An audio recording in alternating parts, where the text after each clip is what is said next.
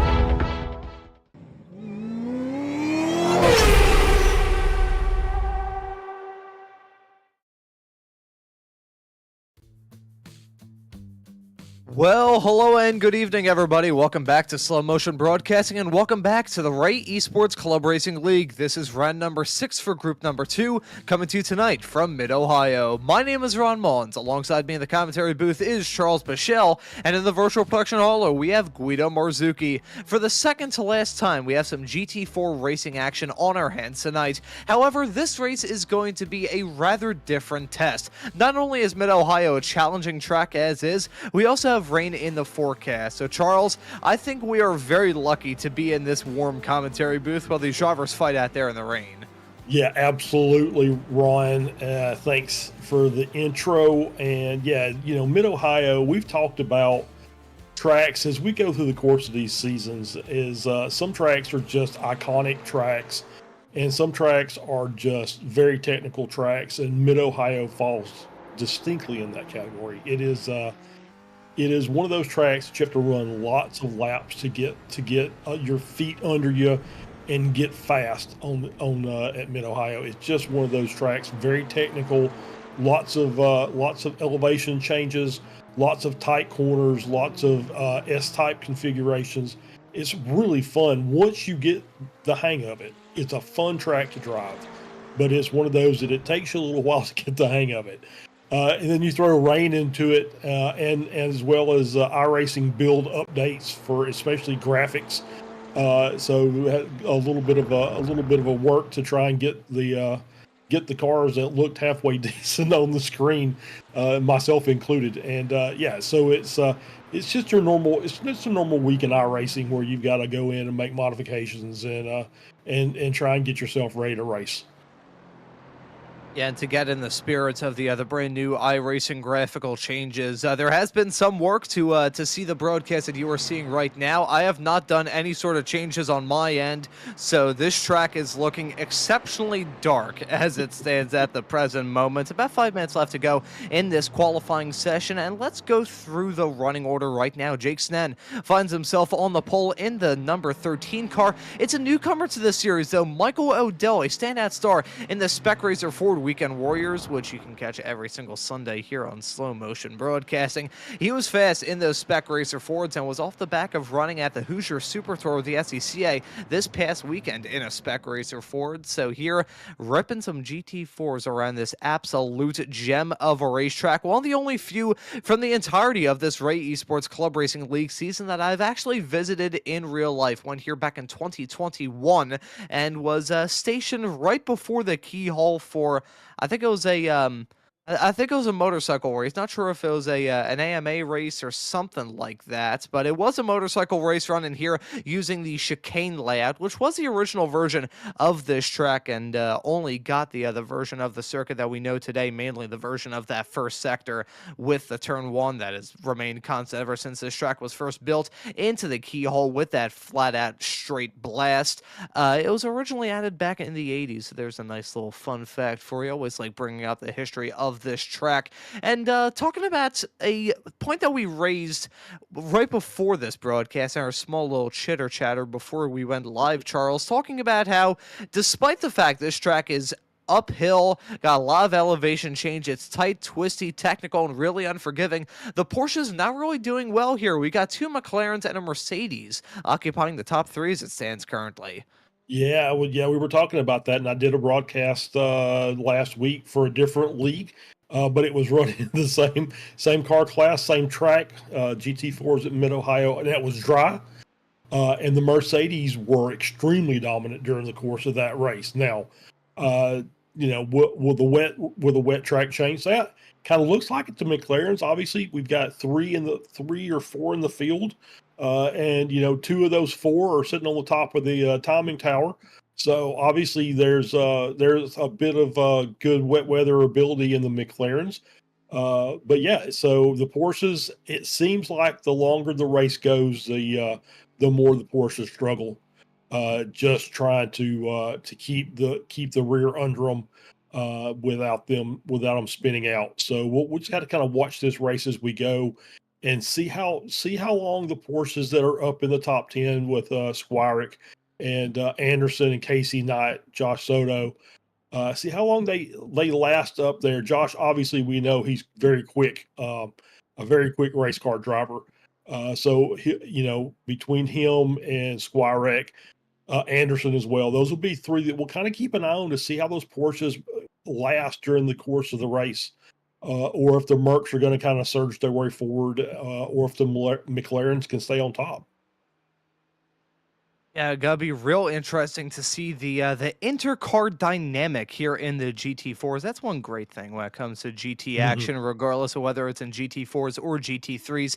Seeing the different quirks and features of these race cars, seeing some drivers campaigning the Astons, for instance, and we only got 2 out here on track. However, it's not the 2 that we usually see. Tyler Heron in the number 11 car, he's been rather consistently running that Aston Martin here in these Group 2 races, but Antonio Reese, a driver who both of us have a lot of experience covering over on the Weekend Warriors side of things. Reese running an Aston Martin, and a driver who you've had a lot of chats with, Charles. Miles Crabb not joining us this evening. A little bit surprising. Yeah, Miles is not joining this evening. I did not get a chance to watch a lot of the Super Tour over the course of the weekend. Obviously, it being Road Atlanta and Miles being from the Mid-South area in Alabama, would have been an easy trip over to do any racing if he wanted to. So not sure if he managed to get over there or not, if maybe he's recovering from the past weekend. But not here tonight. And yeah, Antonio, love Antonio, just a great driver. Obviously, we always talk about the 900 cars. It means he's a Masters driver. He's he's over 55, so he's up there, but still very quick. Anytime he gets in the car, and I can't give you any data because the last race I watched did not have any Astons in the field, so I have no idea what they're going to do. And let's see how those Astons are going to perform around this track. This qualifying session rapidly approaching its conclusion. Only a couple of seconds left to go. Looking very good for Jake Sneddon as he is on track to grab the pole position in this race. And Michael O'Dell going to make it an all-McLaren front row. That's a little bit surprising.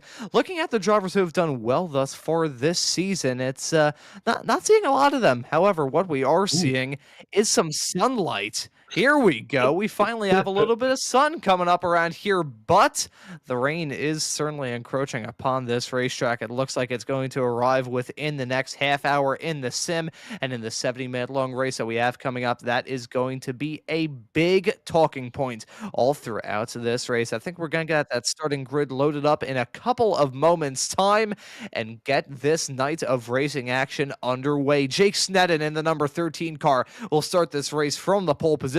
Michael O'Dell going to join him on the front row. Starting this race in third is going to be Kyle Robertson next to Michelle Squirek in P4. Chuck Labano will start in fifth next to Ian Anderson in sixth. We have Casey Knight in P7, Edgar Sancinelli in P8, Joshua Soto and Antonio Reese set to round out your top 10.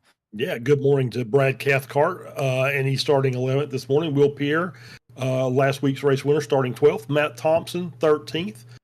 Seth Bowman in 14th, Nolan Bromer in 15th, Aaron Bray in 16th, Tyler Heron in 17th, Josh Justice in 18th, Nemo Tagalag in 19th, Tom Went in 20th, rounding out the rest of the field, Ryan Campbell in 21st, Randy Marino in 22nd, Kerry Anderson 23rd, Mike Key 24th, Corey Heffron in 25th, Joe Camilleri is in 26th, and Joaquin Effinger is in 27th.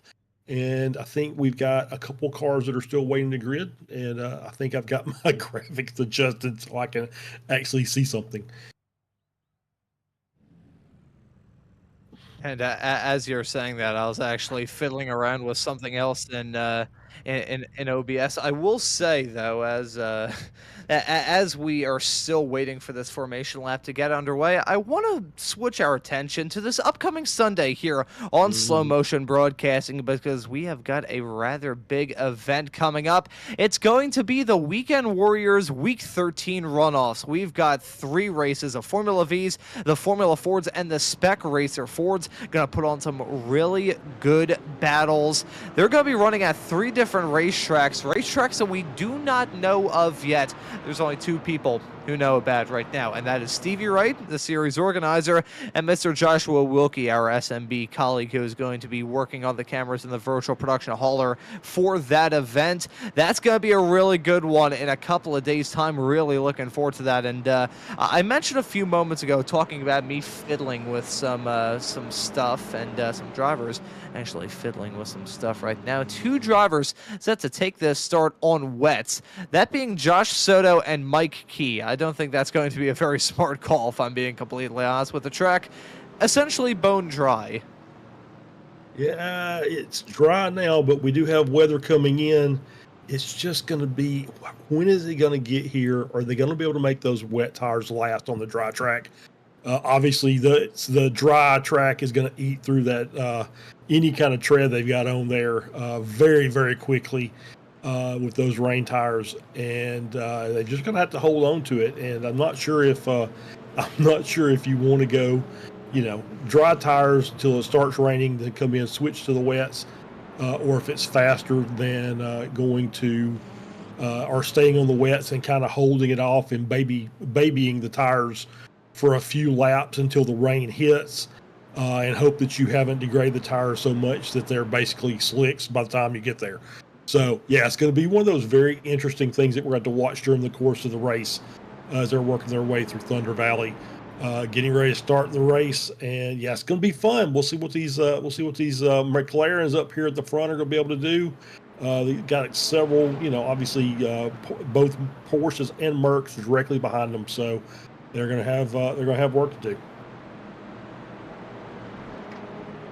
And I will note, considering how dark it was in that qualifying session earlier on, I decided to join in on the brigade. I turned all of the lights off in my room, so I'm doing this broadcast completely in the dark. But we got some rain in the forecast, and there's going to be some fun with dark clouds in the sky. The green flag is that, and the drivers are on their way. And a big crash already. That's Will Pierre ending up in the barrier. Multiple cars spun around. A huge crash right at the very beginning of this race, but at the very front of the field, Jake Sneddon getting off to a flyer in that 13 car. Let's see how it's going to shake out with these 2 McLarens still running P1 and P2. Michelle Squire in that number 75 Porsche getting off to a good start. She's now side by side with Kyle Robertson trying to break her way off into the podium. The drivers involved in that incident look to be Will Pierre, Brad Cathcart, and Joe Camilleri. I think Mike Key may have also got a piece of that action as well. Josh Soto still running in P9 despite starting this race on wet tires, as side-by-side racing may be flaring up involving Jake Snett and Michael Odell. Odell on the outside line heading down in through China Beach, and he avoids a gravel trap and remains in P2, but Michelle Squire still close. Yeah, absolutely. And Soto's got to be real careful. He can get in these battles a little bit, but obviously, like I said, those wet tires will wear out very quickly on a dry track. He's got to be very patient with them and not get into too many kerfuffles. And yeah, that early incident kind of put about a 3 to 4 second gap in right in the middle of the pack. So you got 2 packs of cars running, and there's about a 3 second gap between them. Still very early doors into this race. Haven't even completed the first lap, although we have just about now. There we go. That timed out about as slick as 80 grit sandpaper. A driver blinking out a little bit farther in the back. Not entirely sure who that is. That may be Josh Soto in the 07 car. Looked very similar to the livery he usually runs. And just based off time and everything, that seems just about right. Not too sure, though. Joe Camilleri should be noted. I don't think he took the start of this race. Tyler Heron did, and he's come into the pits, as we got to take a look at a replay to see Will Pierre's perspective and all that drama at the very beginning. Yeah, just coming out of the final corner. Oh, that looks like netcode. Oh, and that was who was the involved in that? Was it Cathcart also, which kind of makes sense. Cathcart being in Australia, it's that netcode contact between Florida and Australia, it just caught them out, and very unfortunate. Very unfortunate way to start the race.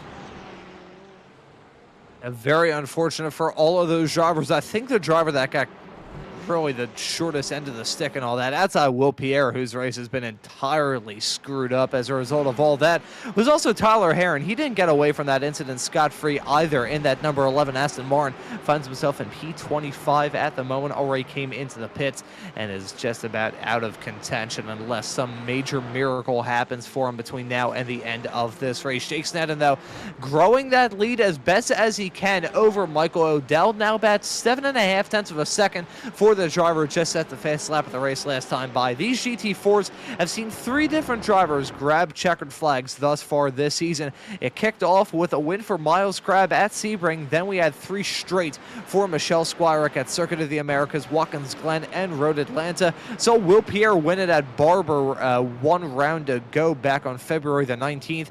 However, don't think we're going to have a repeat of that as Nemo Taglag in the 16 car had a moment coming out of the keyhole.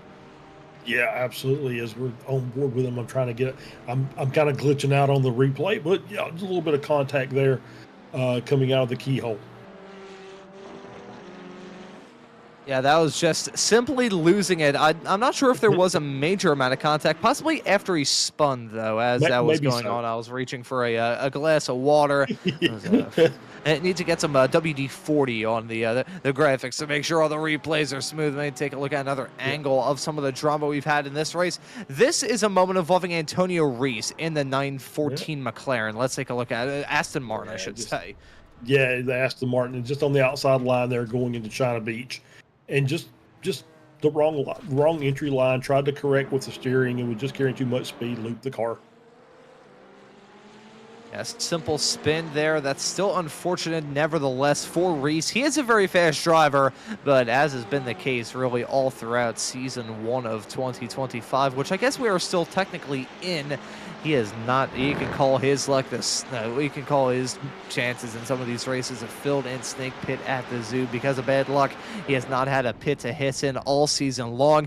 However, these drivers at the front are certainly feeling confident. Michael Odell in the 197 car still running in P2 and keeping honest with Jake Sneddon. He's not forcing the issue too much. However, Odell is shaking off the challenge from Michelle Squirick, and it's running comfortably in P2 for now. Yeah, those McLarens are starting to stretch the gap a little bit. Odell's doing a good job of hanging with Sneddon, and they're starting to pull that gap on Squirick and Anderson in the Porsches. And you've got 2 Mercs right behind them as we're on board here with Seth Spolman. See a replay here of this McLaren. Just loses the rear end of the car. It's really easy to do there out of the S's into Thunder Valley. Just to change in direction with the elevation, and you're having to brake once you try as you're clearing the crest of the hill, makes the car very light, very difficult to control there. That's probably the single most toughest part of the track.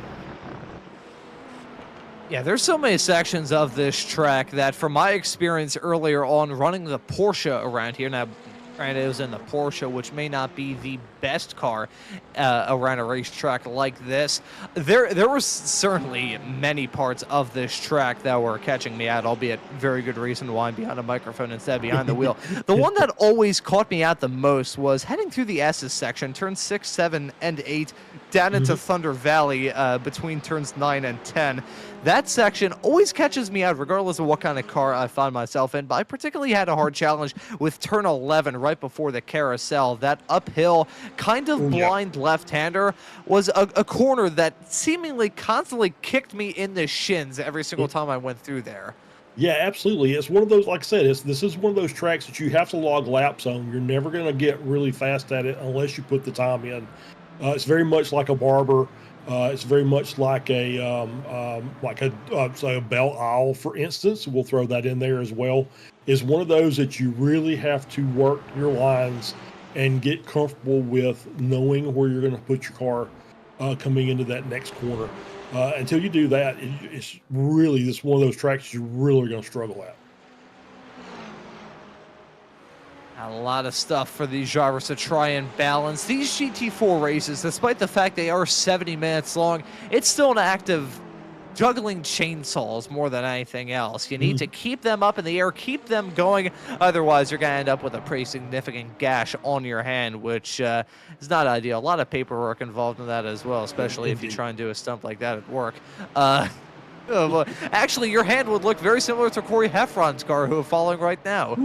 Yeah, that's a very bright, bright silvery and red and white car. It's did a lot of work on that spec map. I'm gonna guess getting that livery designed. As we're now back on board with the leader Jake Sneddon, coming out of three, or I should say, coming out of two through three, which is just a flat out. It's not even a corner for these cars. As we're on board here with Antonio Reese to the inside, got to be careful there. You're not in the grass.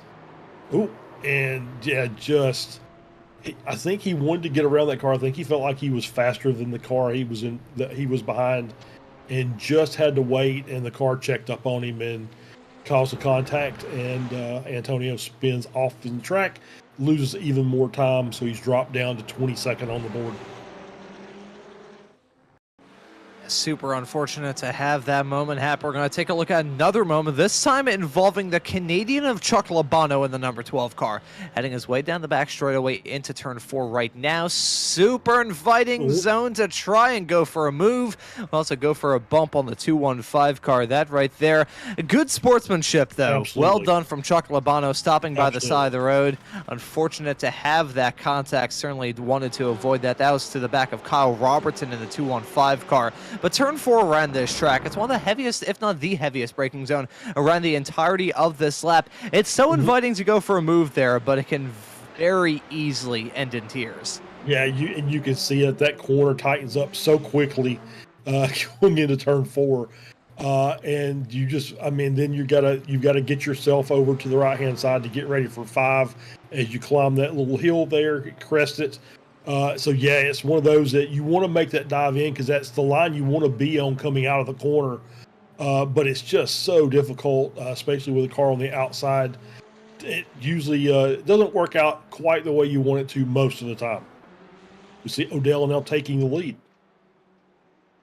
And there we go, Michael Odell getting that move done to slip in front of the McLaren of Jake Sneddon. Sneddon, a very fast driver here in the Ray Esports Club Series, hasn't had the success in the GT4s, but has certainly flexed his muscles in the Group 1 action that he can catch on Wednesdays here on Slow Motion Broadcasting. Only one more round left to go for Group 1, and going to be only one more left to go at the end of this race. This season, which started all the way back in October, has absolutely flown by. We're going to take a look at Odell in the race lead as we jump back to a replay of an incident involving Kerry Anderson in the 78 car. This may have actually been an overtake there. I apologize. It's been a very hectic start to this race. I kind of filled in the blanks, and I put 2 and 2 together, and I came up with 7. That was a simple move heading down that back straightaway as we jump back to live action and find these two McLarens kind of working as a duo at the north end of the field.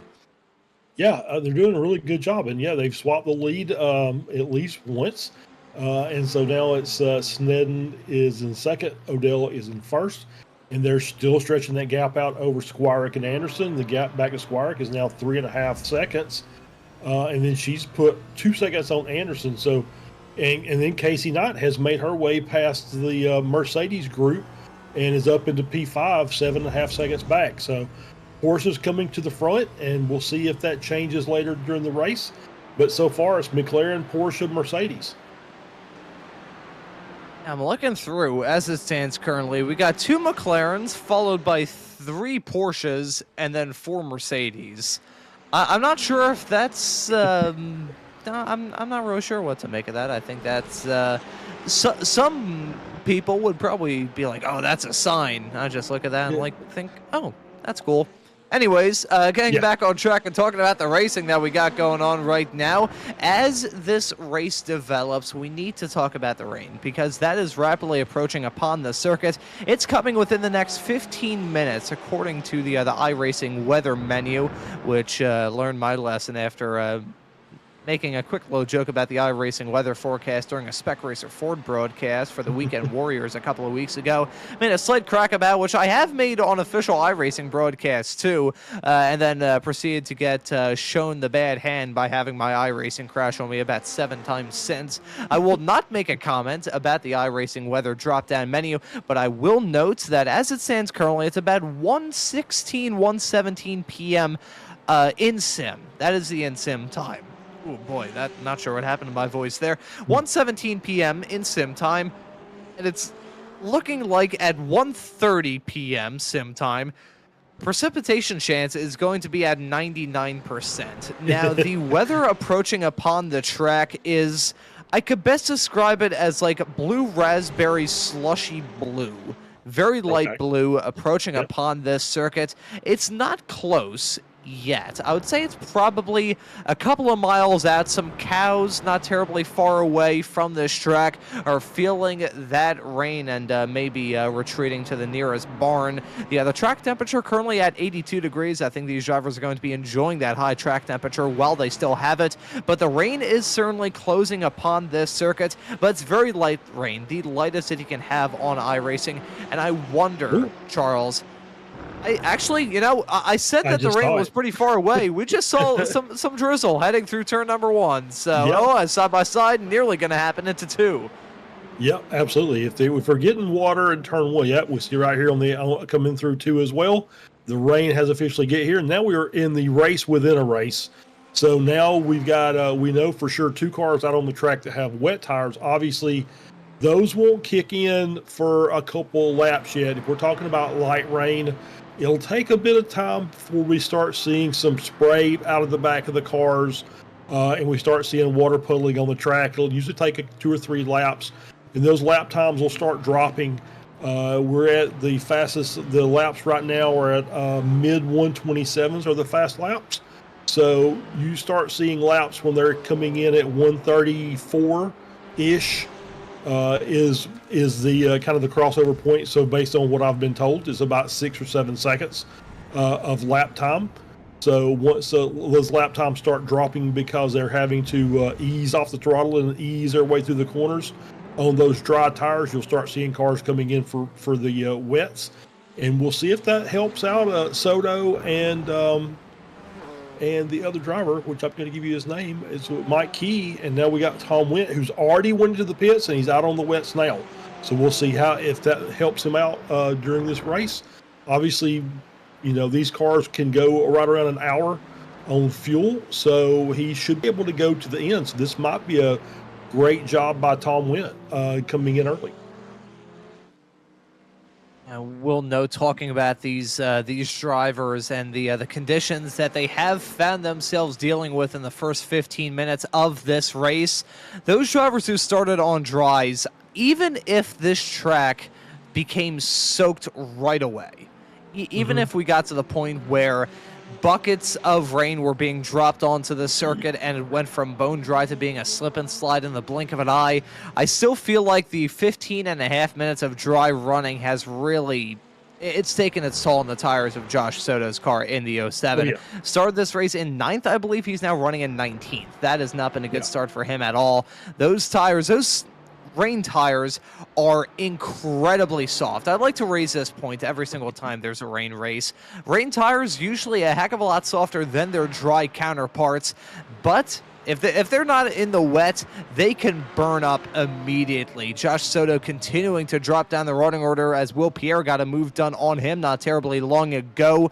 So Pierre up to 19th, Soto down to 20th. The rain's still coming down on this racetrack. However, it's not in wet territory at the moment. No. iRacing still marking the track as dry even then, but the weather is here. It is raining, I believe, around the entirety of this track, with maybe a couple of exceptions here and there, but the rain's coming down. The real question is, will it come down enough for these drivers to have to make that switch to wets?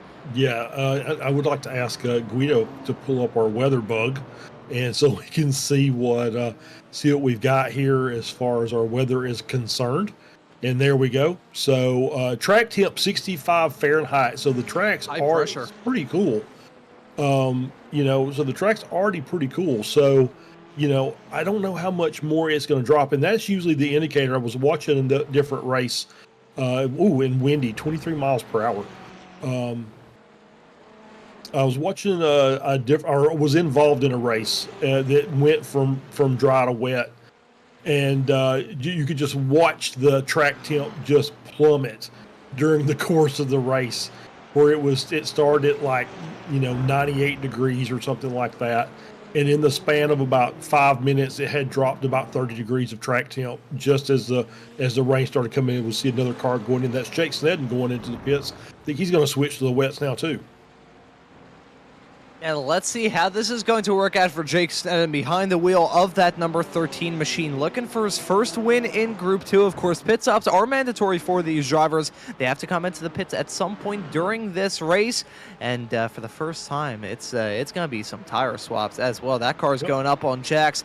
Will it be a switch to wets for Sneddon, or is he going to remain on a set of dries? He's switching to wet tires. That is an interesting call from the driver of the number 13 car. I can't really get down with it, though, if I'm being completely honest, Charles. I'm not sure if that's a right call from him. I mean, it may just come down, and honestly, whether it's wet or dry, obviously the rain's coming down, and there's a little bit of a mental factor involved in that as well. So, hey, I'm out here on slick tires, and it's raining, and it may just be for driver comfort. It may just be, hey, I just feel more comfortable running the wet tires when it's raining. And it may be a mental thing, it may be a physical thing, but it's as we see, I'm starting to see a little bit of spray coming off the back of Odell's car.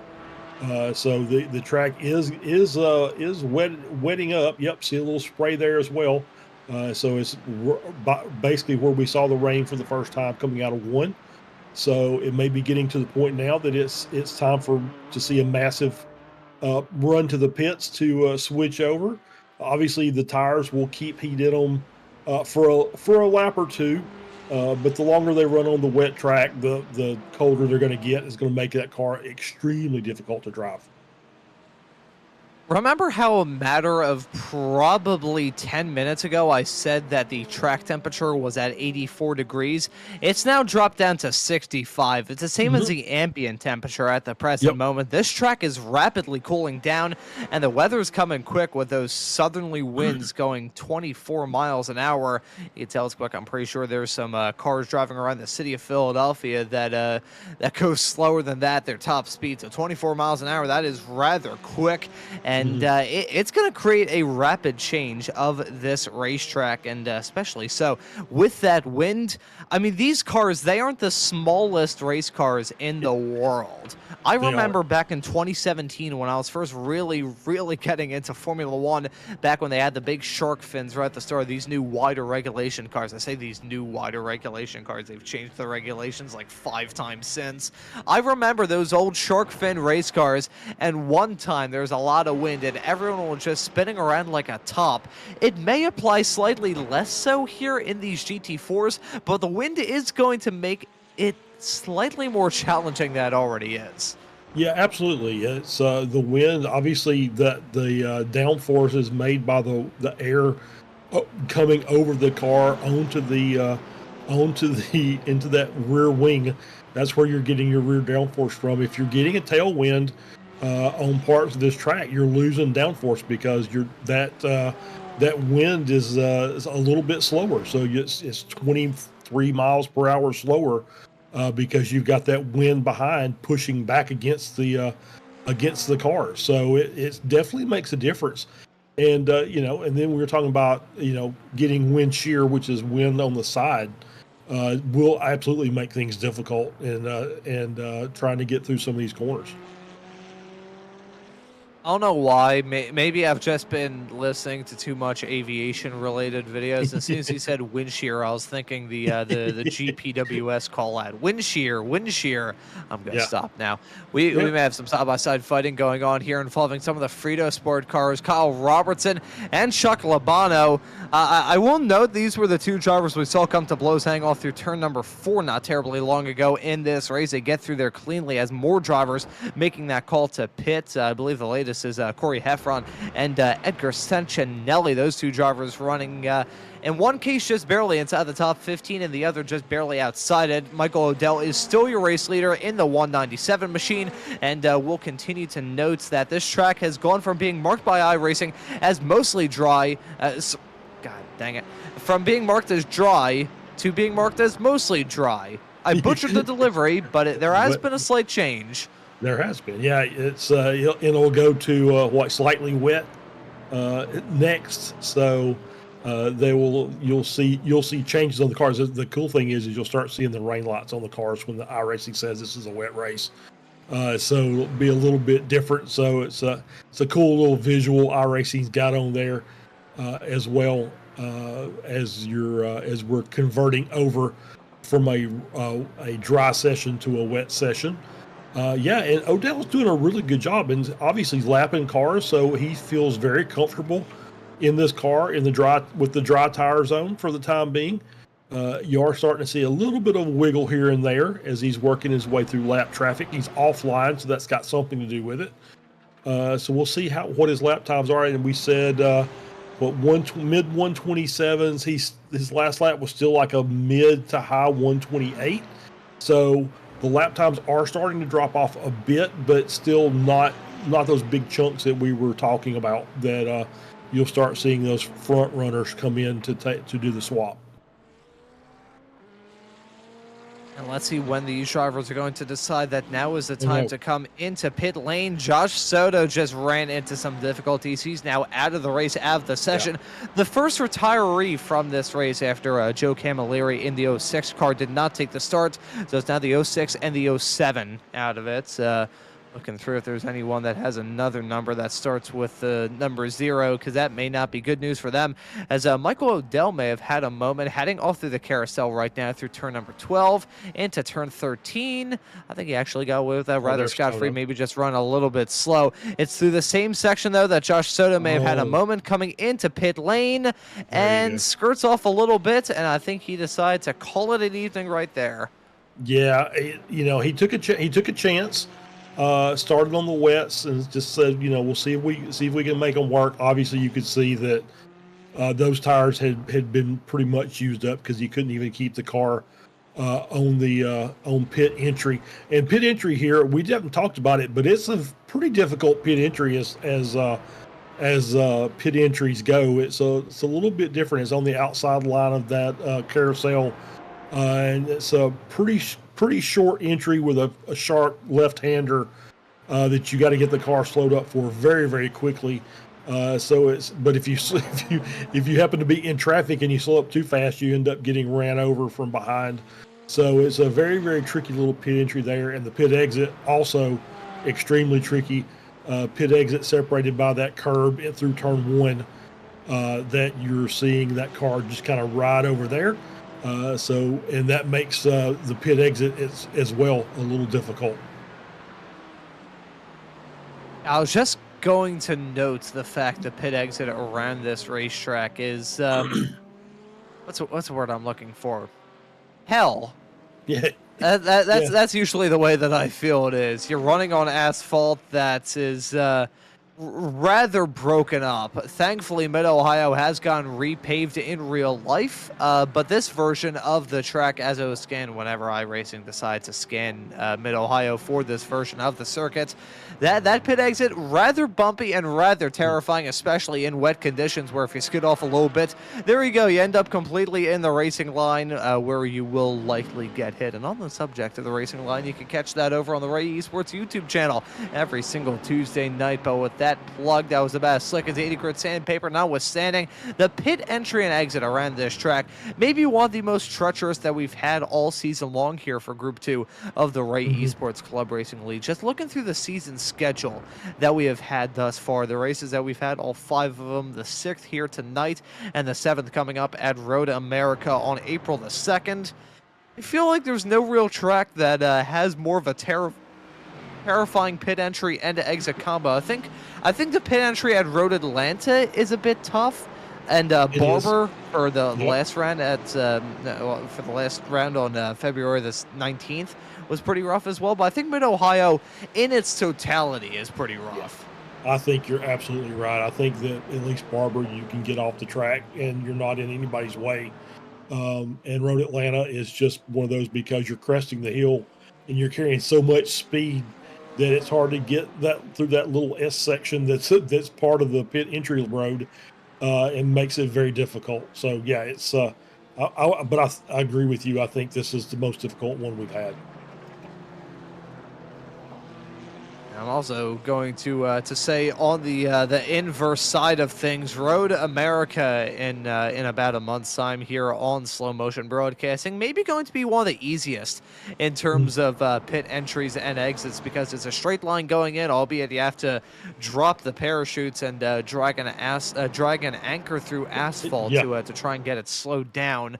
But then you got the pit exit, which isn't too bad unless you have some side-by-side fighting going on as those drivers approach you, which that'll usually end pretty poorly. But speaking of ending poorly, hasn't really gone too badly, I don't believe, for Jake Sneddon. We're following him right now in 12th. I'm gonna look at his past lap here.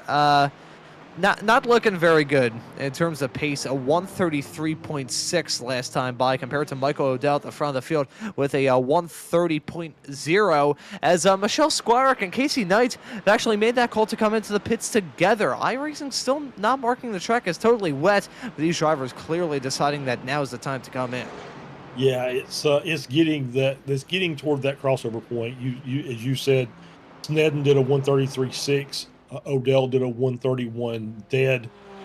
So, that's 4 seconds almost slower than what they were running before the rain started. So the track is getting wet, and it just hasn't quite got there yet to where the wet tires have the advantage over the dry ones. But that is coming in short order. So, we're only at the 29-minute mark of the race, still 40 minutes left, thereabouts. So, as they continue on, you'll start seeing the Odell in that 197 McLaren start struggling a little bit, and his lap time start dropping off.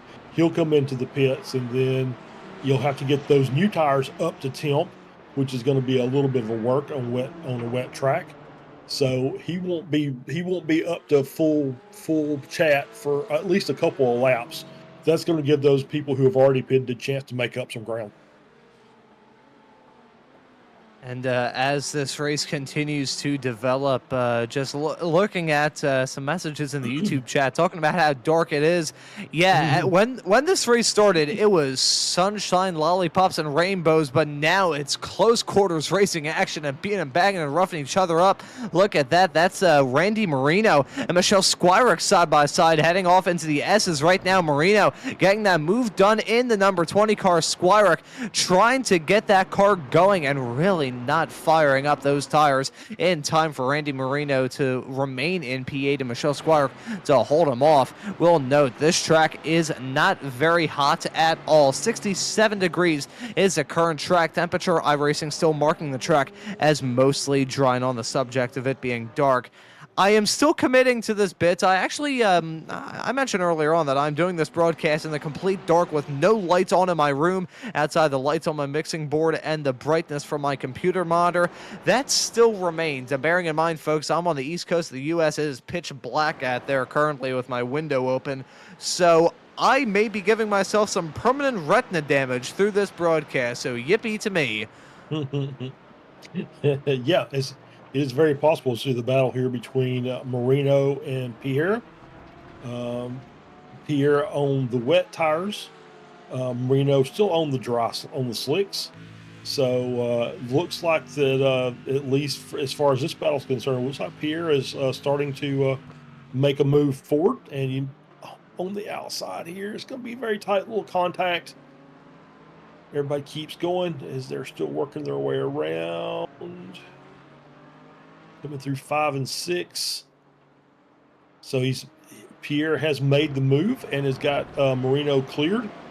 And we'll see if he can just kind of scoot away from him, or if those dry tires are going to be able to hang on for just a little bit longer. And let's see if he will be able to make that work. Speaking of drivers making the dry tires work for them, Michael O'Dell still leading this race, and he's not setting too terrible lap times. Looking through as it stands currently, the highest wet runner to have a rather representative recent lap time is Jake Sneddon. He's currently classed down in P11 in the number 13. McLaren was involved in that fight with O'Dell, and it's still about 4 seconds between those drivers in terms of their last laps. So clearly, despite the fact that it's incredibly dark out there, I gotta wonder if the brand new reworked graphics on iRacing that were just introduced yesterday with the brand new season swap over are maybe making these drivers think that the track is a bit wetter than it really is, because iRacing's still marking the track as mostly dry. The rain is just about as light as it could possibly get. The track temperatures actually increased from how it was a matter of 10 minutes ago. So with the amount of drivers coming into the pits and coming in for wet tires, I wonder if there's some sort of placebo effect going on here. It's rather strange. That is very possible. When you're in the heat of battle, and you start seeing your the raindrops hitting your windshield, you're thinking, oh God, now what do I do? It's and you have to get your wipers going, and when the wipers start going, then you're thinking, I really need to have some tread on my tires. As we see Marino battling against Josh Justice. So still a battle for 7th and 8th. Will Pierre's moved up to 6th. So give you representative lap times. Odell's last lap was a 130.7.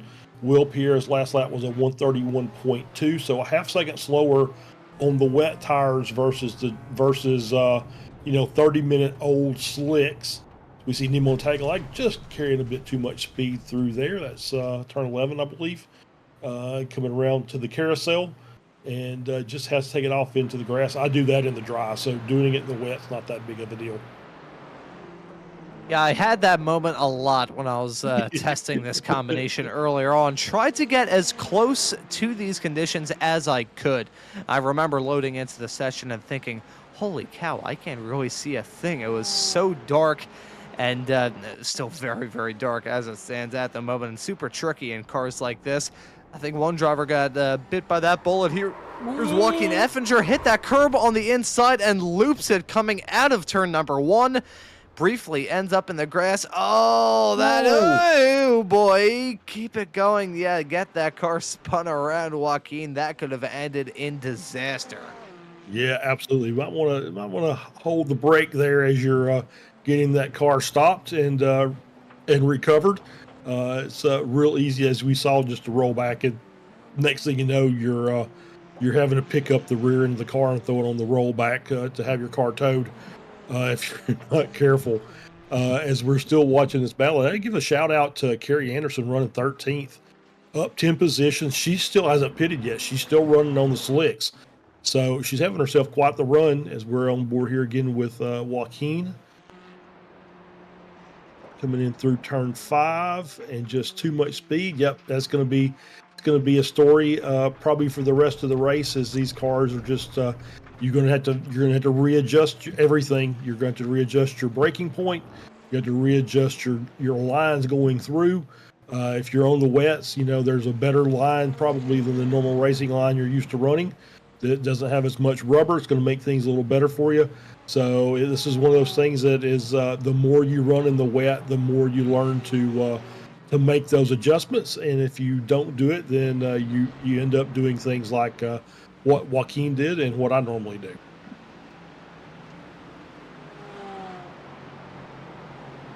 Looking at this race, still continuing. Odell running very strong at the front of the field. Now 14.5 seconds is the difference between himself and Kyle Robertson. Robertson, Labano, and Matt Thompson running P2, P3, and P4, all running in the Mercedes. The Mercedes has been the second most popular car from my experience doing GT4 broadcast. Just looking through, I believe it's the potentially may actually be the most popular car in this race. I'm going to count through right now, so if this room already dark fills up with smoke, you'll know why. So we got Robertson, Labano, Thompson. Then you have to go back to Randy Marino to find the 4th. Sancinelli, Campbell, Cathcart, Wendt, and Mike Key. So you've got 9 Mercedes running in this race, and then looking through the Porsche runners, you got Will Pierre, Josh Justice, Michelle Squire, Katie Knight, Ian Anderson, Carrie Anderson, Nolan Bromer, and then Josh Soto and Joe Camilleri, who are both out of this race. I think that works out to about the same. I lost count when I was talking about the Porsches, but I think that works out to 9 in both. Like now 7 with the Porsches. Yeah, absolutely. It's pretty even split between those two. And I think those are probably the most popular ones across the board. I think they're There are track-specific instances where you might want to run a McLaren, you might want to run the Aston, or the BMW. And I think the BMW just got themselves an update, so you may see those have a bit of a resurgence as we see Aaron Bray up there running in P5. So he's having himself quite a good run. He's up 11 spots also. So the BMW has got has gotten a little bit of an adjustment. It's made it a little bit, I think, a little bit better and at least more competitive with the rest of the class. And competitiveness is something that is certainly Michael Odell's main message in his series debut here from the Ray Esports Club Racing League. Finds himself in the lead still in that 197 car. This has been a mighty debut for Michael Odell. Charles, you haven't been on those Weekend Warriors broadcasts in a little bit, which may be a discussion that we have after this broadcast. But I can attest to you that Michael Odell, very, very fast driver in those spec racer Fords, and certainly flexing his muscles here in these GT4s. That 197 car grabbed the lead earlier on from the number 13 car of Jake Sneddon, and ever since then he has not looked back. Yeah, having himself quite the run. And the last lap was a 29.7 in the wet on slicks. That's pretty spicy. That's only about 2.5 seconds off of his fastest lap of the race, and when it was bone dry. So that's a pretty good run. He is still very, very comfortable in that car for the time being. He is going to have to make a pit stop at some point in time during this race because it is mandatory for the league. So he will have to make a stop. Now, obviously you're going to get better fuel mileage in the rain because you're obviously not pushing the car nearly as hard as you would be during a normal dry race. So you're going to get a little bit of fuel mileage, and they're already pretty close to, I don't think there's a lot of fuel restrictions. They're already pretty close to running an hour, a little over an hour during the course of these races. So this may be one of those, he comes on the white flag, just takes a splash and gets back out. And if so, well done. Because he, like I said, he doesn't look like he's missed a beat on these wet tires at all. Or I'm sorry, on these dry tires at all. He's having a really good run. He's up 15 seconds over P2. And that's one thing to raise about this series. As much as those pit stops are mandatory, more often than not, they aren't entirely necessary. The fuel is not limited for these drivers, so they can make it all the way to the line on a single tank of gas. It's just that you do have to come into the pits by the rules, and that's something that's caught out some drivers. We thought it caught out a driver. I forget who it was at the end of that Barber race, but they didn't come into the pits and immediately got disqualified on that final lap. Turns out they didn't get disqualified for not coming down pit lane. They got disqualified for an incident point violation. So clearly the iRacing gods decided that they want to enforce the rules in their own unique way. There you go. So yeah, got disqualified, but in a different reason, but still same result. Was having a really good run, and then iRacing said nope. So as we're on board here with the battle for P2. Kyle Robertson and Chuck Labano, these guys have stayed out. They had a little incident earlier. We caught it on, we caught it during the race, and they had a little bit of an incident earlier. As I have, there we go. As I have just got an update on my computer, so I kind of blinked out there for a minute. But Robertson Labano having a really good run. Obviously, we saw Labano very sportsmanlike. He caused Kyle to go off the track. He just kind of parked and waited for Kyle to rejoin. He's not the way he wanted to take that spot, and they've continued to battle ever since. And someone who's coming into the pits for another time is Michelle Squirek. I think what we're seeing right now, Charles, is we're seeing those drivers who came into the pits for wet tires back out of that call. Kerry Anderson, Tyler Herron, I believe they were on wets at some point earlier on. They've actually, now I will amend that statement. Kerry Anderson yet to come into the pits. Tyler Herron he's still out there on dry tires. I'm looking through The problem that these drivers find themselves in, we kind of mentioned this earlier on talking about that transition from wets to dries, is you put the wet tires on too early, you're going to find yourself in a condition where you're not going to have those wet tires last a long time. They're going to get chewed up and spat at around this racetrack, which in this scan on the iRacing platform is patchy, it's bumpy, there's a lot of bumps in the road, and there's a lot of creases in the asphalt. It basically acts as a cheese grater on these tires, so it doesn't help out your case too much. Side-by-side racing going on with Ian Anderson and Tyler Heron heading down into turn number 2. Looks like Anderson going to get that move done, but Heron switching back on the inside line now, and corner exit going to get that move back done on the 147 to the 11 of Heron in that one Aston Martin that is still within contention with Antonio Reese a little bit farther back in P19. Heron really flexing his muscles to break his way back up into the top 10 as we see the other Aston Martin there of Antonio Reese.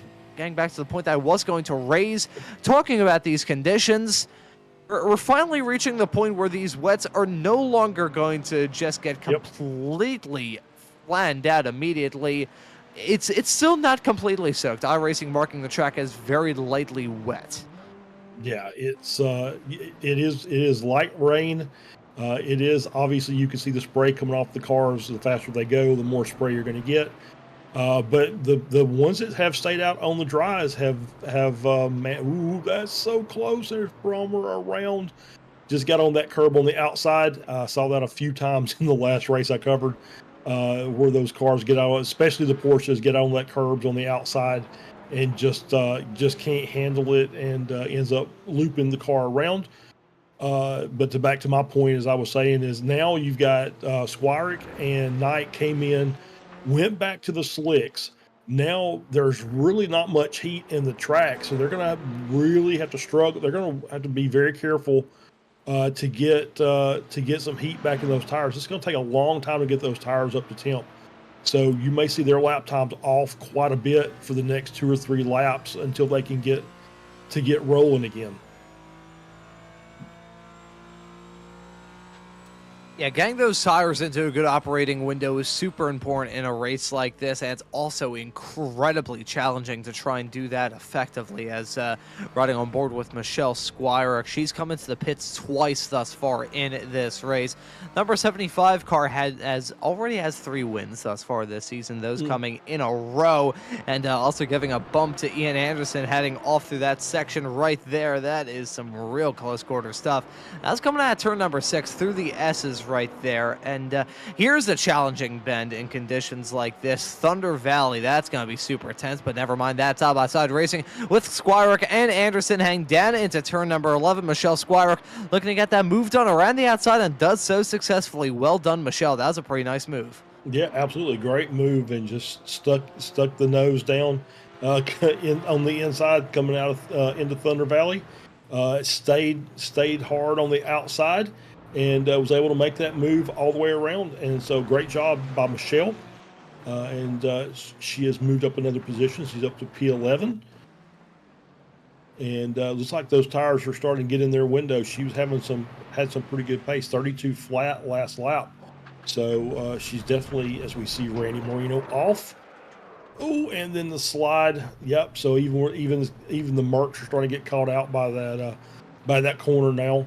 It's just a matter of staying on your line, and if you just miss it by a little bit going in there, it's very tough to recover that car. Now, here's the real question that I have at this point in the race. We got about 24 minutes left to go on the clock, so not a whole lot of racing action left.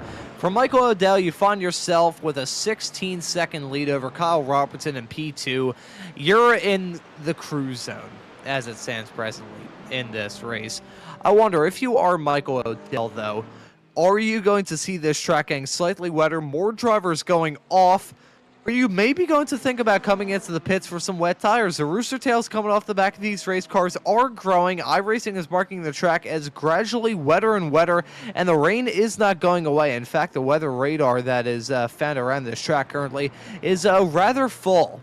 And it's also a slightly darker shade of blue. Still light rain, don't get me wrong, but it's just heavy enough whereby the rain coming down on the track is being outweighed by, well, is not being outweighed by the cars just flinging that rain off the circuit. So we're getting to the point where the rain is slowly but surely starting to overtake this track. So if you are Michael O'Dell, would you consider putting wet tires on it? Or are you just going to run at this fuel stint and wait for that to decide, you know what, screw it, I got a couple of laps left to go, may as well put wet tires on. What's the worst that can happen? Oh, as we see Heron off there coming out of one, just carrying a little bit too much speed. At this point, we're 25 minutes left in an hour and 10-minute race, a 70-minute race. Unless he really starts struggling trying to get the car around the corners, which he hasn't yet. He hasn't really had any. He's had a couple of bobbles here and there, but I think that's been as he's working his way through traffic, so maybe offline. As long as you can run your racing line and you're still putting down, decent, really good lap, or I should say decent lap times. His last lap was a 30.1, still fine. It's about, 2.5, 2.7 off of his fastest lap, but still as quick as everybody else in the field. I don't know why you would want to switch at this point. I think I would just come in and take the fuel and hope the heat stays in the tires long enough to get them back up to temp for the last 2 or 3 laps of the race. Now, it was Aaron Reyes coming to the pits. Yeah, that all changes, of course, if his car looks like that when he comes into the pits, that's a different story, obviously. Yeah, that does not look good at all. I thought that was a Mustang for a second. I thought that was a Mustang that you could see the American Muscle Series every single Tuesday here on Slow Motion Broadcasting. Or as I say that after they took a week off here for Week 13 on the iRacing platform. A rather eventful Week 13 for a lot of racers. Have had some brand new additions into iRacing Portland. That's a track that I am genuinely considering getting right off the bat, as Randy Marino just came into the pits right in front of our race leader, and taking a look at a moment involving Antonio Reese heading off through 4 and 5 right now. Heading off through 5 and skating off the track. He's still on dry tires, and I think he nudged it into the barrier and may have decided to call it a night from there. I think, he decided to call it an evening for Antonio. Actually, no. Call it a morning for Antonio Reese. I think it's like 3 o'clock in the morning for him. So credit where credit's due to him. Deciding to show up here tonight. The race didn't go well, but it's 3 o'clock in the morning. If you woke me up at 3 o'clock in the morning and asked me what my name was, I'd probably say Jose instead of Ron. Yeah, probably. And we'll say good night to Antonio. It's always fun to have him out here on these weeknight races. I do, as you said, I did the Weekend Warriors for a long time, and I do miss that. It's a great way to spend a Sunday afternoon, is just watching those guys run around the track.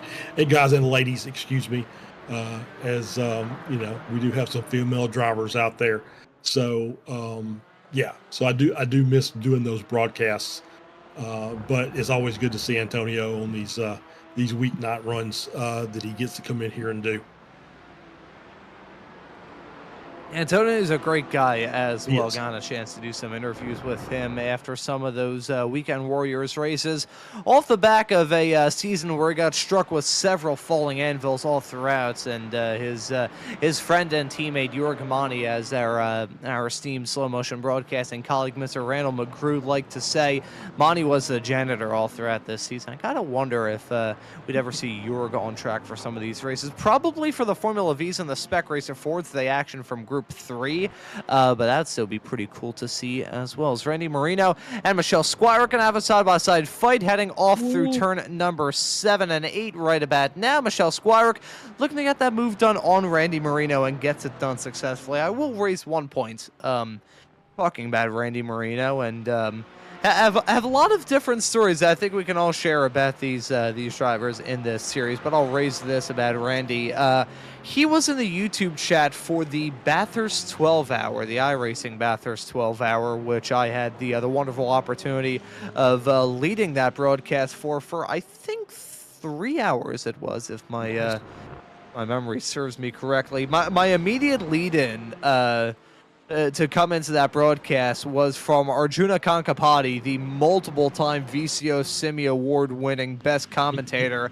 I was having a panic attack getting brought into that broadcast with him. It was like I could best describe it in Philly, in like Philadelphia sports terms, as deciding that Jalen Hurts was going to retire at the end of the last season where he got MVP for winning the Eagles a Super Bowl, and replacing him with a brand new quarterback straight out of high school named Chip Quisley or something like that. That's basically what it felt like going on to that broadcast. But credit where credit's due to Randy Marino, and also, I believe, our esteemed producer and SMB colleague, Mr. Guido Marzucchi, was also in the other YouTube chat for that as well. Nice to see some names I recognize there as I was saying the term iRacing Esports Network about one time every 5 minutes, to the point where I was dreaming about saying that on several more occasions, even as I fell asleep that night. I had to use every fiber in my being not to say it during a Formula V broadcast that immediately followed my time on that show, but with that story taken into consideration. Let's take a look at Kerry Anderson. Oh, sideways, heading up the hill through the S's and loses it into the runoff area through turn 8. Yeah, those curbs are starting to get really slick through that section of track. Seems like everybody that if you just get off just a little bit and you get off on those curbs, it's just almost guaranteed looping the car. So you got to be very careful through there. That's not the first time, and probably won't be the last. There'll probably be a few more of those before it's done. But she's still having a really good run. Has not pitted yet, running in P11. So she's having herself quite a race, up 12 positions. Just off the hard charger, we've got 2 tied for the hard charger. Josh Justice running in P5 and Randy Marino running in P9. They're both up 13 spots. I gotta say, Charles, well done for bringing up the hard charger discussion. It completely blanked out of my memory. I'm not sure why it blanked out of my memory, but it certainly did. I think we've had a bit more riding on our minds thus far during this, bro. At least riding on my minds, which is saying something, because usually my brain is just static more often than not. Michael Odell may have had a small low moment hang off through turn number 1, running a little bit wide off into the grass. That is a scary moment for the leader. If he was a few feet farther off, he may have just packed his car straight into the barrier. That's a good look, and you can still see there's a bit of a dry racing line on the track as we were kind of on top of the action there from the chopper cam, as you can see. But you can see now he's even struggling a little bit on the curb, so the track is getting wetter and wetter. But he's doing a good job of handling it thus far. Only that small little mistake coming through 1, and then basically dirt tracking it down beside the track, down between 1 and 2.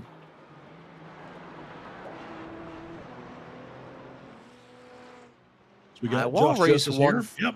Go ahead. Yes, sorry, my brain, the static of my brain overwhelmed me for a split second there. I was just going to say, as we still have less than 15 minutes left to go in this race, only the top 4 are on the lead lap currently, and Will Pierre is 56 seconds back of your race leader, of Michael Odell. This is a rather crushing drive from the 197 driver, and what a way to make your mark in this series. Hey, I'm here for my first race. I'm trying to forget the other meme where it's like, hey guys, I'm new to this game, how do you play? And it was like player 1 had drawn blood and all that stuff. I forgot what video game it was, like that whole meme was from, but it kind of reminds me of that. Michael Odell was like, hey, I'm new to this series, I'm looking to have a good night, and then his definition of a good night is winning by 18 seconds as it stands currently. Hey, be able to extend that gap north of 20. I would not rule that out, but knowing my luck, I probably just jinxed him. You never know. Is it in me, or is it starting to get a little bit brighter? Maybe we're getting a little bit of break in the clouds, even though the rain is still coming down. But yeah, I was just kind of looking. We've still got 5 drivers who haven't pitted yet. That is your top 3: Odell, Robertson, Labano, Josh Justice running in 5th, and Kerry Anderson running in 11th. And so they have yet to pit. And it, like I said, at this point, with about 13 and a half minutes left, kind of feels like we're going to run and just get a little top off of fuel and finish the race. I don't think we're coming in for tires this late in the affair, because I just don't think that's going to buy you anything. I think at this point you just want to go in there and keep your hot tires on the car, take a little bit of fuel, and get back out and finish the race. I have a feeling that this track just is not going to get to the point where it is wet enough for some full wet tires. We still have some drivers running out there on the wet. You know what the best way I can compare this race to, Charles? I can best compare it to the 2015 United States Grand Prix. One of my first big memories in Formula One, that absolute barn burner of a race where they had to basically run the intermediate tires until they turned into slicks. I'm kind of getting vibes like that. iRacing still marking this track as very lightly wet. The spray just faintly up in the air more than anything else. And Michael Odell in command of this race. He may have had another moment. Actually, no, it was a driver who has 3 wins this season. Michelle Squirek not going to get her 4th today. It's been a rather disheartening way for her race to go. And losing it, heading off through turn number 7. The second time we've seen a driver lose it like that in the span of the past 15 minutes. Yep. It's, that's, like I said, I think that's the most difficult corner of the track. It's just because of the elevation changes along with coming the side to side, direction change and then braking to get the car turned. And it's a pretty tight line through there, so there's not a lot of room for error, and then you get that constricted by the rain as you see Cathcart off the track. So once again, another one of those just kind of a little late on the brakes for the wet surface.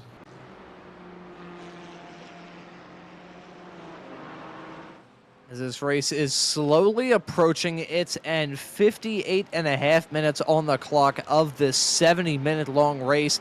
It's been one dominated by Michael Odell in the 197 car, but that gap to himself and Kyle Robertson is kind of decreasing in a way. It's getting whittled down slowly but surely, but if Kyle Robertson is going to look to try and grab the lead from Michael Odell, he's going to have to hope that the 197 car gets struck by a falling anvil or B, lightning.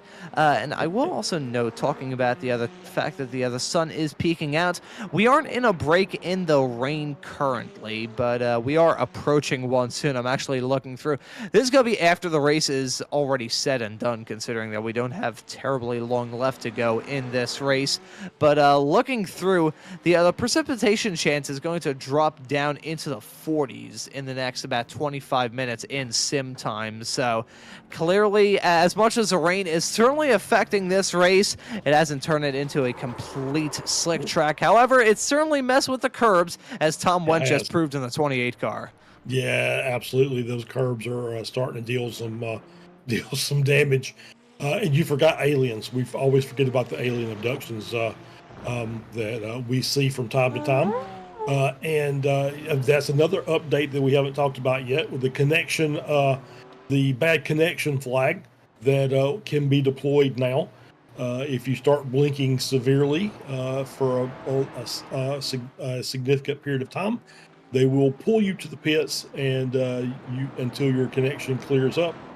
You can ghost drive, and I think there were some rules with that as well, that you can ghost drive, but any incident points you get will count. So if you ghost drive and you take a lot of off tracks, guess what? All those are going to count against you. So maybe ghost drive is not the best thing in the world. Yeah, that's rather evil for iRacing to do, being like, hey, yeah, you're in a race all by yourself, but all these incident points that you get during this, they're going to come back to bite you on the butt. That, genuinely, I would be so done for in a situation like that. I would be like, okay, you know what? I'm by myself. Let me see the limitations of my car. Pick up about 5 incident points from off tracks in the span of one single lap. Loop it a couple of times. In the span of a few laps in ghost mode, I'd probably pick up enough incident points to get myself disqualified in a race like this. So, again, absolutely. Very good reason why I'm behind a microphone instead of behind the wheel. Yeah. Yep, just kind of looking at it, gets this high shot again, and you can still see, like I said, there's a little bit of a dry line there. Obviously, you're still getting some spray kicked up, so there's still a bit of traction for those slick tires to work with. Here with the battle between Brummer and Marino. Marino came in recently for service, so he's dropped down to P16, and he's trying to work his way around. So obviously, he's got, I think, some fresher tires. So he's going to try and work his way around, and Bromer's basically just dirt tracking it through that section of track. Well held by him. That's crazy. He was basically sideways through that entire thing. It was like Drift Mid-Ohio for a minute there.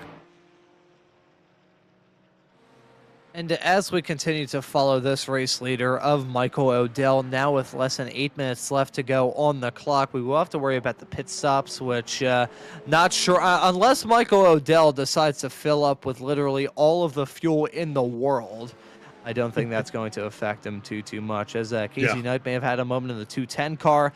Let's see this hang down the back straightaway, off into turn number 4.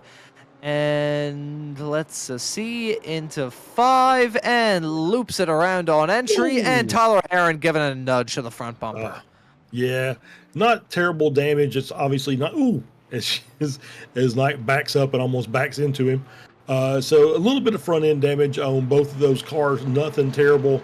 Obviously, aero at this point is probably not as important as it would be in a race like this, since we're in a kind of a rain race. So it did cost Casey some time. Carrie Anderson now in the pits for her pit stop. So she's going to take hers, and there'll be 4 left, the top 3 plus Josh Justice running in 6th. Now, one point that I was going to raise, talking about your race leader of Michael Odell, we've mentioned a lot throughout this broadcast that this is his series debut from the Ray Esports Club Racing League. Let's show you how little time he has had in this series. He joined the Ray Esports Club Racing League Discord server today at 2:06 p.m. Eastern Time. So he's been in the Discord server for, by the time he's maybe in here having a chat with us at the end of this broadcast, you will have been in the Discord server for 8 hours. Yeah. Basically like, hey, happy to be a part of this series. Let's see what this race is. Oh, we got rain? No matter. And then he extends his gap now to 21 seconds over Kyle Robertson. This has been a brilliant drive from Odell. He really has a great drive. And yeah, he's just stuck with those slick tires, and it hasn't bothered him in the least. He is still running really good laps. That last lap was a little slow, it was a 35.1. So I don't know if that was because he got involved with some traffic, or it was like that where he's out on the curbs and struggling to keep the car headed in a straight line. So he's got enough gap that he can make a couple of small mistakes, but if he gets to a point that he makes a big one, that may change the dynamic of this race in a very short time. Yeah, it can turn this race on its head. And let's see if we will have any head turning between now and the end of this race. Coming up in a tick over 5 minutes time. This race has flown by rather quickly, at least for us in the commentary booth. I'm sure for some of these drivers who have had some less than ideal evenings, to say the least. This 70-minute long race has probably felt more like 70 days. Yeah, and well, I mean, even for the guys that are up front, it may be maximum concentration, just keep the car headed in a straight line once the rain started. Then, so, yeah, it's my guess is they're probably saying, is this thing over with yet? As we see Tyler Heron off, a little deep there into 4. Chuck Lobano in the pit, so now we're down to 3. It's Odell Robertson and Josh Justice, as we see Odell looking to put those cars a lap down. So he's got to work around those two, and hopefully nothing comes of that. It's a pretty easy move through. I'm sure Robertson and Lobano were saying, hey, just hold this guy up a little bit. So give us a chance. And looking at Kyle Robertson running in P2, this has been a rather good race for him up to this point. Had that incident hang through 4 with his teammate Chuck Lobano, where he got the bumper treatment, the chrome horn, shall we say. I feel like this was where the chrome horn really originated, if anyone's ever seen Michael Andretti's Carnival heading down into China Beach back in the day. You'll know why I bring up the chrome horn, as Nolan Bromer had a bad moment coming out of turn number 1. Avoids the barrier and avoids contact with any of his competitors. Was certainly close. That, I believe, was Michelle Squirick arriving at the scene of that incident. As Michael Odell has come into the pits and is already out and away in the 197 car. That's his 1 pit stop squared away and done for. Kyle Robertson has come in from second. Chuck Lobano will have to wait and see if the driver of the number 12 Mercedes will will come in from third, but there's our leader out and away. There's our P2 runner coming into the pits right now. Odell has cleared that final hurdle. He just needs to bring it home now. Yeah, Lobano has already pitted, so he's going to make up that gap to Robertson. We'll see what the gap is between those two cars, but the Odell came, went in, went out very quickly. So we see Ryan Campbell struggling just a little bit there, but gets the car right as he heads over into this section. You can just see the rear end, and there it goes. It finally lets go. They're heading into Thunder Valley. Waits for some clear road and gets the car righted and back out on the track. So it looks like we're going to have 2 laps to go at the line when Odell comes back around. So we'll have a 2-lap shootout here at the end. The gap, obviously, 21.5 seconds back to Robertson. So Odell's just got to keep the car on the track as we see a car over on the side there. Could not see who that was. It wasn't Robertson, was it? No. Okay. So Robertson running second. Lobano's got a 10-second gap up to Robertson. So Robertson looks like he's fairly safe there as we're getting a replay here of Odell coming out of the pits.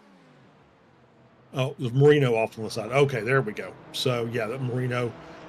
Oh, is he stuck? Yep. I'm not sure if he's... was. It looks like he was because he had a tow. So that might have been some magnetic Armco there, just basically trapped the car. And so Marino having to tow back to the pits. Well, he ran wide heading through 7, slides through turn number 8, and hits the wall on the inside. Yeah, he got himself stuck in the barrier. Yeah. What the hell? Okay. Genuinely, that was a magnetic barrier there, Charles. Yeah. I'm dumbfounded. That was the Armco clearly quite sticky, and unfortunately for Randy Marino putting together a really good race, he is quite screwed as a result. Yeah, that's a tough way to end with just a couple of laps to go as we're on board here with Heron again. All right, that looks okay so far. Oh, there we go. Just a little too much throttle after he was coming through the apex of that corner, but gets it. Yeah, I don't think I've ever seen the Armco here catch a car. Usually it's the first one that comes to mind is always that turn 6 and 7 coming out of the Daytona infield, that tire barrier that just latches onto cars and won't let them go. But I've never seen the Armco do that, so that's a little bit of a difference that's new to me. So yeah, the white flag is in the air for Michael Odell to try and cap off a brilliant series debut from him here in the Ray Esports Club Racing League. The second to last round here for group number 2 of, the second to last round for group number 2. This is the 6th of 7 races. I completely screwed that up. I'm just going to abandon that call. But we got a lot of racing action coming up here on Slow Motion Broadcasting with a brand new iRacing season, some more Weekend Warriors. We still got a month of action here from the Ray Esports Club Racing League before the final race of Group 3 on April the 9th. So plenty of stuff to look forward to. And one more round for Group number 2. That's coming up on April the 2nd at Road America. As I think this track has gotten a bit more slick. There you can see Odell nearly losing it on several occasions, heading off through turn number 4. I think at this point he's either just skating around the track trying to have some fun, or he is actually struggling. iRacing still marking the track as very lightly wet, just to raise one more point as we're heading off through the other scene of the other crime in question, turn 9. That inside barrier, the only barrier I've seen that sticky is the ones around Talladega. You ever end up in the catch fence? I think there's a moon car clip of someone ending up in the catch fence, and the best iRacing commentator by far, Mr. Moonhead himself, screaming, "Oh my God!" when we saw that. I don't know why I sounded like Dale Earnhardt Jr. there for a second, but for Michael Odell, it's gonna be the checkered flag for him in this race at Mid-Ohio, and it was a clinic on the field. Odell wins it. It's gonna be a 22-second gap, maybe even more than that, coming to the line for Kyle Robertson. Multiple cars, multiple laps down. The top 4 end up on the lead lap, and we have a massive gap between the front two. Kyle Robertson heading his way through the carousel right now. About to lick it off through turn 13 and onto that start-finish straightaway for the final time. It's going to be second for him at the end of this race. Waiting for a few more moments for Chuck Labano to cross the line to complete your podium. The Frito Sport driver put on a rather good race and is going to round out your podium in a race that is absolutely dominated from start to finish from Michael Odell Wilpierre, who won the last race of the season at Barber. Does not get the job done here at, I nearly said the Glen. That's not the right track. Here at Mid-Ohio, slap dab in the middle between Low Ohio and High Ohio. That's how it works out here in this GT4 race. We're going to cut to a quick commercial break, pay the bills, and hear a little bit from SimMotion, the proud sponsor of the Ray Esports Club Racing League. Then we'll be here with some results, some interviews, and to wrap up this show. So we'll be back after these messages. Through dip 50, slowing crest 40, one left. Caution to two right short to find. Introducing the SimMotion Rally Sequential Shifter. Our shifter is specifically designed for sim racing enthusiasts who want to enhance their experience in the rally world using a push-pull system. Compatible with wheelbases like the SimMagic Alpha Series, V&M Direct Drive, Fanatic, and SimiCube, it can easily be installed in minutes. It also has the adjustability to suit any wheel or driver's needs. It's also plug and play with titles like Dirt Rally, iRacing, and WRC. Available now at sim-motion.com. SimMotion has teamed up with iRacing and V&M Simulation with an extreme prize package for Season 4. To win, paint any car with a SimMotion logo, race in 10 official iRacing events, and you are entered to win an extreme direct drive and GT wheel bundle. But that's not all. Compete in the Formula 1600 Fixed Series, win your division, and you could score this set of pedals. Gear up and get racing. The rewards are waiting.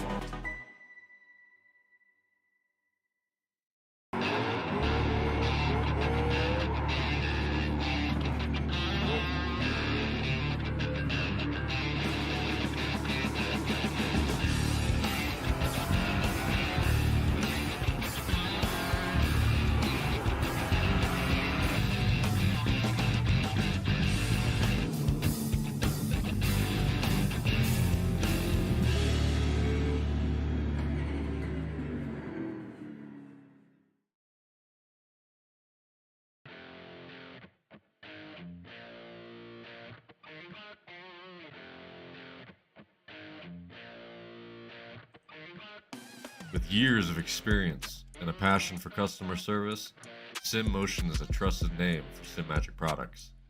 Whether you're just getting started or a seasoned pro, we have the gear to get you on the podium. At SimMotion, we don't just sell gear, we fuel your passion for sim racing.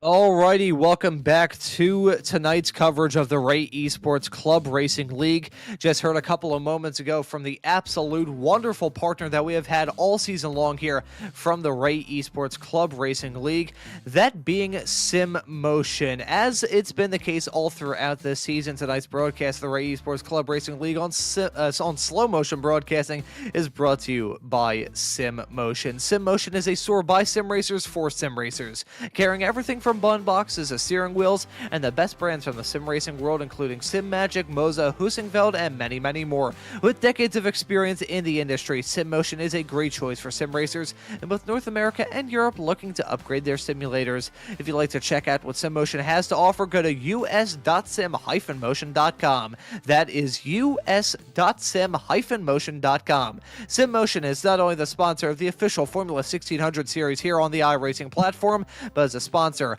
of the Ray Esports Club Racing League, and feel free to use discount code RAY5 at checkout for some very sweet discounts.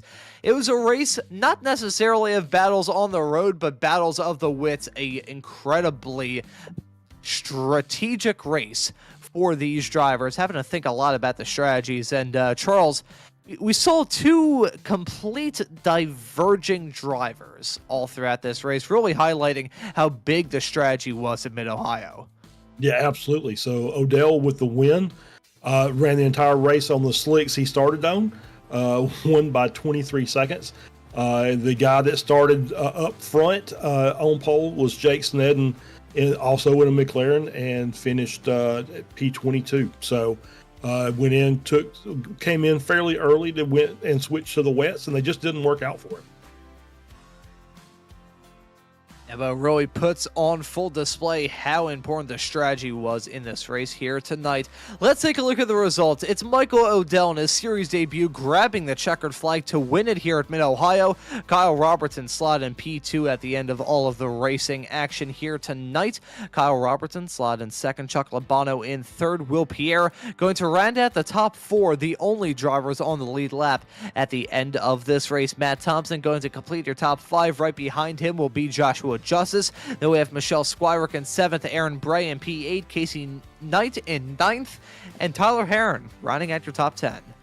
Yeah, at P11 we had Ian Anderson, Kerry Anderson in 12th, Edgar Santinelli 13th, Ryan Campbell 14th, Nolan Bromer in 15th, Seth Spolman in 16th, Brad Cathcart in 17th, Mike Key in 18th, Tom Went in 19th, Randy Marino in 20th, Antonio Reese 21st, Jake Seddon 22nd, Joaquin Effinger 23rd, Nemo Tagalak in 24th, Corey Heffron 25th, Josh Soto in 26th, and rounding out the 27 car finishing order is Joe Camilleri, who did not take the start, and then hard charger of the race did end up being Josh Justice, up 12 positions.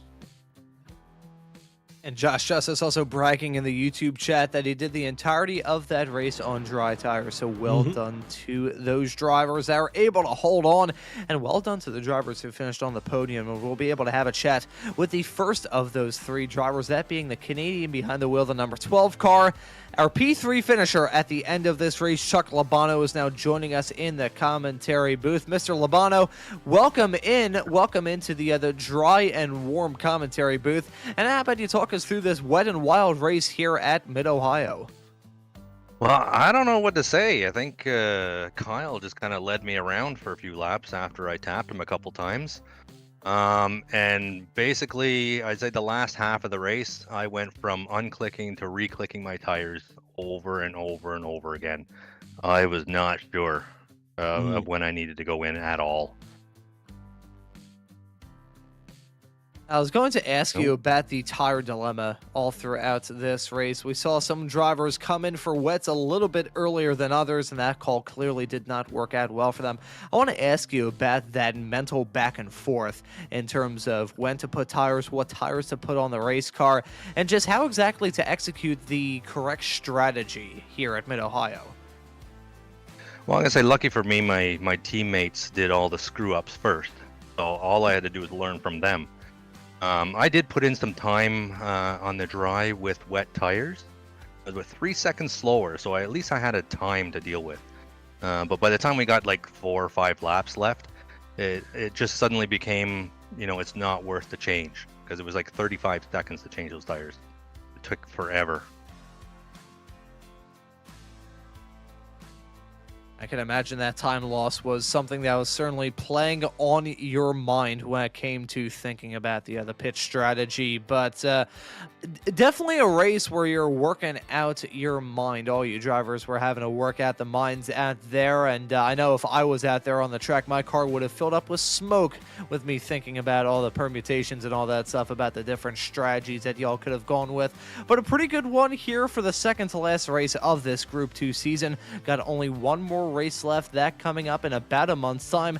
Gonna be heading up to Road America. So what are your thoughts heading into that race to round this season off? I mean, I love the GT4s. Road America, I don't have as much time as most of the people here have.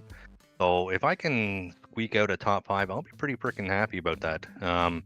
I love this car, and the track combos have been really good, and everyone racing around me has been great too. So there's a lot of competition here. If I'm not at the front, I'll definitely have someone to fight with. And that's really what I want to do from right now to the end of the season. And looking forward to seeing you hit that racetrack at Road America in a couple of weeks' time. And Chuck, I will raise 1 point before I let you give the other thanks and shouts out before we let you go and celebrate the podium.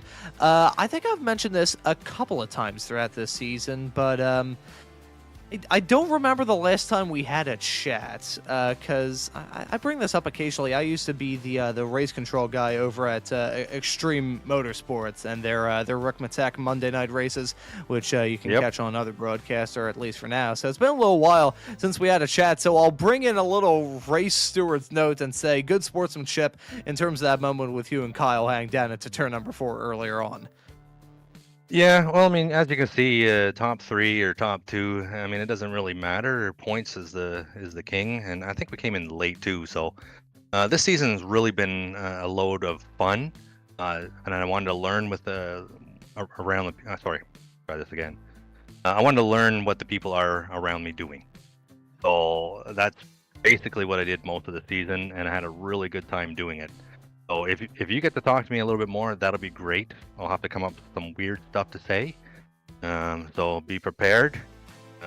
Maybe it'll be in 3 weeks. Who knows? Hey, potentially, I certainly wouldn't rule that out at all. But hey, Chuck, thank you so much for joining us here in the interview waiting area on the P3. And before we let you go and celebrate this podium, is there anyone you want to give a thanks to or shout out? Yeah, first, my teammates for making all the mistakes so I didn't have to. Tom does a great job with the paint. Matt does a spectacular job with the setup, and of course Edgar, the team leader. He does what he does. Also, my wife, who not only is my pit bunny, she'll bring me drinks, but she'll also yell at me for not finishing first. So she keeps me moving forward all the time, and I thank her for that.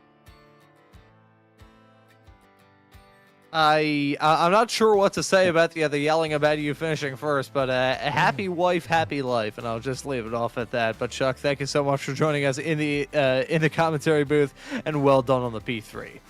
Awesome, thanks, Ron. Thanks, guys.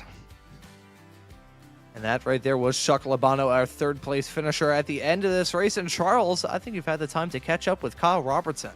Yeah, absolutely.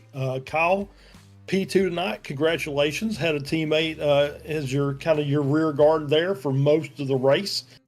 So we did see a little contact between you and Chuck there early, and Chuck very gentlemanly just kind of parked and waited for you to get back out on track and just kind of followed you around. But you guys were racing pretty hard there. But tonight it seemed like it was a strategy call. It was, do you want to stay out or do you want to come in and go to wets? And I think that the drivers who were able to stay out on the slicks obviously benefited greatly. Right. Yeah. It was a really sketchy race, and I do appreciate Chuck for I guess waiting for me after that little tap. I know I have a little weird dive to the apex kind of drive style, so I'm pretty sure that kind of threw things off. But it was a great battle with him. I really enjoyed it. And yeah, it just. I was looking at the times that everybody else was putting down, realizing what we did in qualifying in the wet. So I was kind of like, let me just stay in these dries until I see that crossover point, and it kind of never hit. So I just was like, it's just best to stay on the dries. And then I think Seth said later in the race that he switched back to dries from the wet, so that kind of confirmed that I was on the right track. Mm-hmm.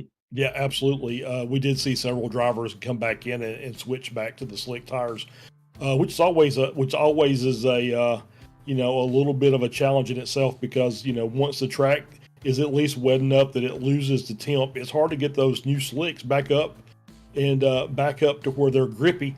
So I think it's a double-edged sword there. You come in and you go in the wet, so you never can get any kind of pace out of them.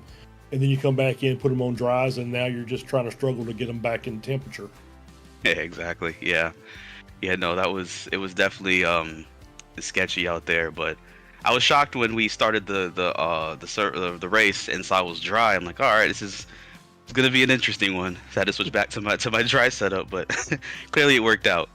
Yeah, absolutely. So Kyle, we'll let you go for tonight, and let you give any thanks or shout outs before you get out of here. Yeah, I'd just like to thank you guys and Stevie Ray for this league and this broadcast. It's been an amazing season, and I'd like to thank my team, Drive Trainer Motorsport, for having my back through all of this and helping me when it comes to practice and setup development, and just making me I guess able to do this. And got to thank the wife for watching the kids while I come out and race. There you go. I think Ron and Chuck said the same thing earlier. Happy wife, happy life. And so yeah, that's what you have to do, and it's a trade-off, and I'm glad it works for you. So, because it's always good to see everybody out here doing these races during the week. Yeah, I really enjoy this league, and I'm really thankful that this one's here. We get a chance to race against real life racers, and there's really good driver etiquette here, and it's been a blast. Yeah, absolutely. Kyle, congratulations, and we'll see you at the next race. Thank you. Have a good one. All right. And that right there was Kyle Robertson, your P2 finisher at the end of this race. We've also got the opportunity to grab Michael Odell and drag him into the commentary booth. Man, that was just about as dominating of a drive that he can have for your series debut as well. So, Michael, welcome into the booth and congratulations. Talk us through that race, which, outside the conditions, I can imagine was probably a little bit boring for you at certain points in time. Wait a minute, this isn't the Spec Ford group on Sundays? Was it? Yeah, that was actually really good. That was probably a better debut than I could ask for. The thing was, at least, that once the race started, the biggest thing was I made sure at least, okay, what's the rules for the pit stop? Okay, you just have to stop and go. Okay, I can work with that. Fueled the car up, and I'm like, okay, we'll start on the dries, because that was a little bit of a curveball. I kind of built a wet setup, and then like, oh, hey, it's dry. It's like, oh, okay, we'll work with that. And once I saw, I think it was Lucas, he qualified first. Once I saw, or no, not Lucas, Jake. When I saw Jake, once I got by him earlier on in the race, I saw him pull off into the pits, and I'm like, okay, I know in a one-on-one he matches me in the dry, so if he starts to really reel me back in, that's when I know, okay, I've kind of overstayed my welcome on the dry tire, it's time to go to the wet. And I just watched the deltas go. He's 30 seconds ahead, he's 25 ahead, he's 20 ahead, he's 15 ahead. I'm okay. At this point, it's either not raining enough, or there's too many cars cycling the track for it to go to a wet session and have that be declared.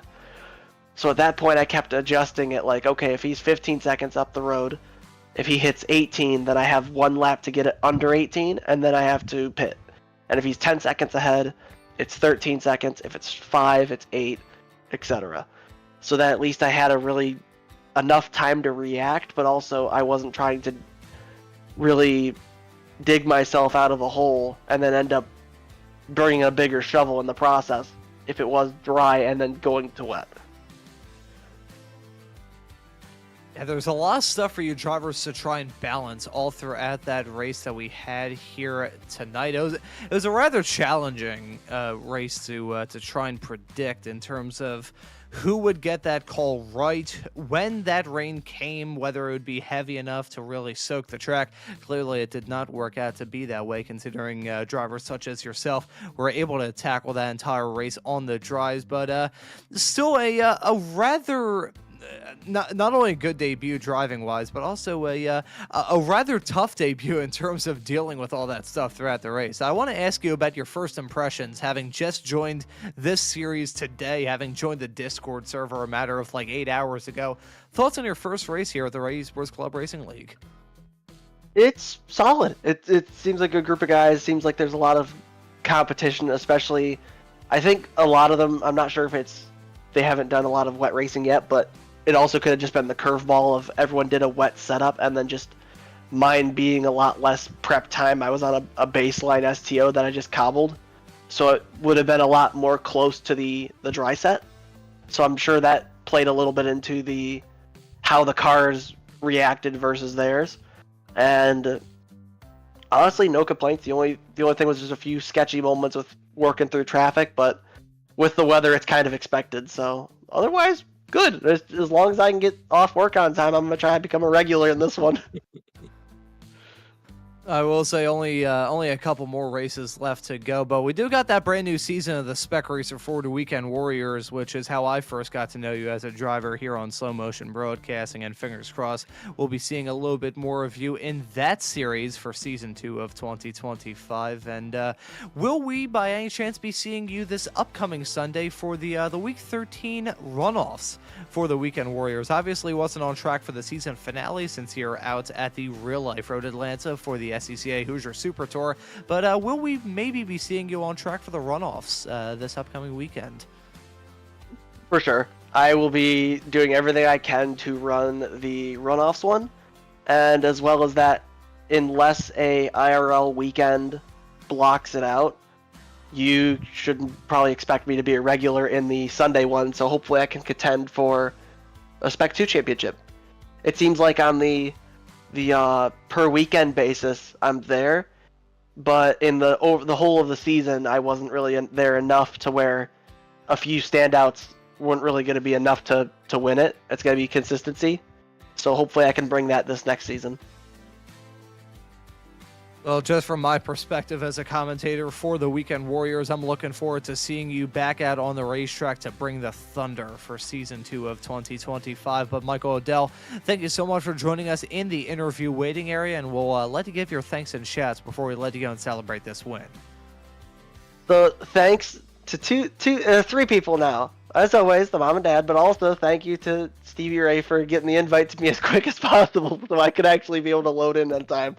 So big thanks to him, and big thanks to the mom and dad as always. Great racing. Hope to be here a bit more often too. Well, thank you very much, Michael, for joining us in the commentary booth, and congratulations on the win here tonight. Thank you very much, sir. And that right there was Michael Odell, clearly confused, calling me sir at the end of the interview waiting area. But that's all the time we've got for in terms of interviews. Charles, we got one more Group 2 race coming up at Road America. That's going to be a good one. Absolutely. It's the complete opposite of what we had to deal with tonight.